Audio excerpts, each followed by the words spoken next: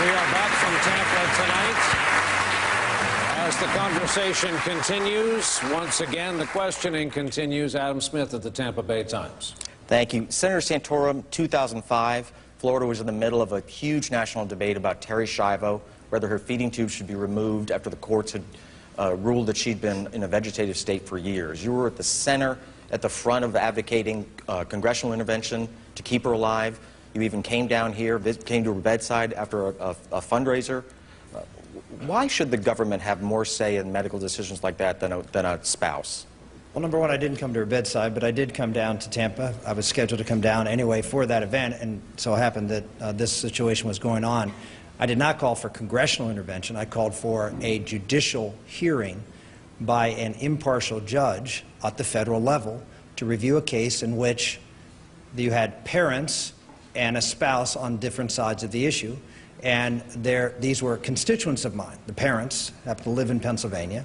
They came to me and made a very strong case that they would like to see some other pair of eyes, judicial eyes, look at it. And I agreed to advocate for those constituents, because I believe that we should give respect and dignity for all human life, irrespective of their condition. And if there was someone there that wanted to provide and take care of them, and they were willing to do so, I wanted to make sure that the judicial proceedings worked properly, and that's what I did, and I would do it again. Do not resuscitate directives, or do you think they're immoral?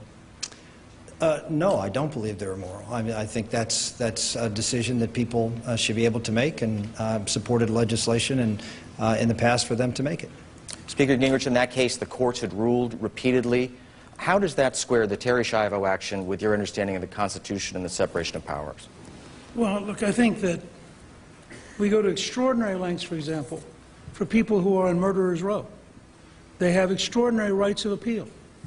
And you have here somebody who was in a coma, who had, on the one hand, her husband saying, let her die, and her parents saying, let her live. Now, it strikes me that having a bias in favor of life and at least going to a federal hearing, which would be automatic if it was a criminal on death row, that it's not too much to say, in some circumstances, your rights as an American citizen ought to be respected, and there ought to be at least a judicial review of whether or not in that circumstance you should be allowed to die, which has nothing to do with whether or not you as a citizen have a right to have your own end-of-life prescription, which is totally appropriate for you to do as a matter of your values in consultation with your doctor. Congressman Paul, you're a doctor. What was your view of the Terri Schiavo case? I find it so unfortunate. It's so unusual, too. That situation doesn't come up very often. It should teach us all a lesson to have living wills, or a good conversation with a spouse. I would want my spouse to make the decision, but it's better to have a living will. But I don't like going up the ladder. You know, we go to the federal courts and the Congress and on up. Yes, difficult decisions. Will it be perfect for everybody? Not, but I would have preferred to see the decision made at the state level. But I've been involved in medicine with things similar, but not quite as difficult as this. But usually we deferred to the family, and it wasn't made a big issue like this was. This was way out of proportion to what happens more routinely. But I think it should urge us all to try to plan for this and make sure either that one individual that's closest to you makes the decision, or you sign a living will, and this would have solved the whole problem. Beth? Governor Romney, this is the state that put the first men on the moon. America right now has no way to put people into space except to hitch a ride with the Russians. Meanwhile, the Chinese are ramping up their space program. At a time when you all want to shrink federal spending, should space exploration be a priority? Governor Romney? It should certainly be a priority. What we have right now is a president who does not have a vision or a mission for NASA. And as a result of that, there are people on the Space Coast that are suffering. And Florida itself is suffering as a result. So what's the right way forward? Well, I happen to believe our space program is important not only for science, but also for commercial development and for military development. And I believe the right mission for NASA should be determined by a president, together with a collection of people from those different areas, from NASA, from the Air Force space program, from our leading universities, and from commercial enterprises. Bring them together, discuss a wide range of options for NASA, and then have NASA not just funded by the federal government, but also by commercial enterprises, have some of the research done in our universities. Let's have a collaborative effort with business, with government, with the military, as well as with our educational institutions, have a mission, once again, excite our young people about the potential of space, and the commercial potential will pay for itself down the road. This is a great opportunity. Florida has technology. The people here on the Space Coast have technology and vision and passion that America needs, and with a president that is actually willing to create a mission and a vision for NASA and for space, we can continue to lead the world. Speaker Gingrich, would you put more tax dollars into the space race and commit to putting an American on Mars instead of relying on the private sector? Well, the two are not incompatible. For example, most of the great breakthroughs in aviation in the 20s and 30s were a result of prizes. Lindbergh flew to Paris for a $25,000 prize. I would like to see vastly more of the money spent encouraging the private sector into very aggressive experimentation. And I'd like to see a leaner NASA. I don't think building a bigger bureaucracy and having a greater number of people sit in rooms and talk gets you there.